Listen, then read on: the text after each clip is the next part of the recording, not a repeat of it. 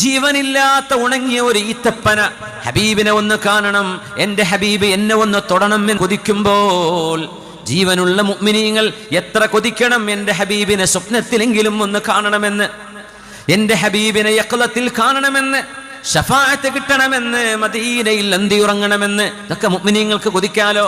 അവർക്ക് സ്വാതന്ത്ര്യമില്ലേ? സുന്നത്തല്ലേ മദീനയിൽ മരിക്കണമെന്ന് ആഗ്രഹിക്കൽ സുന്നത്താ. അതറിയോ?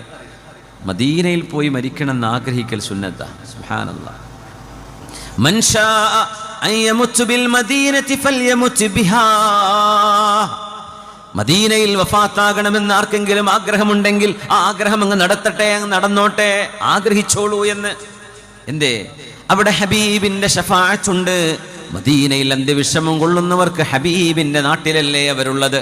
ഹബീബിന്റെ ജിവാർ, ഹബീബിന്റെ സാമീപ്യം, അവിടുത്തെ ഒരു നെയ്ബർഹുഡ്, ആ നെയ്ബർഹുഡിന് പോലും അല്ലാഹു മഹത്വം നൽകുന്നുണ്ട്. ഖബർ ശിക്ഷ ഉണ്ടാവില്ല എന്നുവരെ ആലിമീങ്ങൾ. അതാണ് മദീന, ഹബീബിന്റെ മദീന. മനസ്സുകൊണ്ട് മദീനയിലേക്ക് പോവുക. ഫ്ലൈറ്റ് കയറി പോകാൻ പറ്റൂല, ശരീരം കൊണ്ട് എത്താൻ പറ്റില്ല. മനസ്സുകൊണ്ട് മദീനയെ ഒന്ന് സന്ദർശിച്ചു പോരെ എല്ലാ ദിവസവും. അത് മുഅ്മിനിന്റെ ഒരു മെഡിറ്റേഷൻ അങ്ങനെയാണ്. കഅബയും പരിശുദ്ധ റൗളയും മനസ്സുകൊണ്ട് ഇങ്ങനെ സന്ദർശിച്ചു പോരാ. കാണാൻ കൊതിക്കുക, കൊതി വരണം.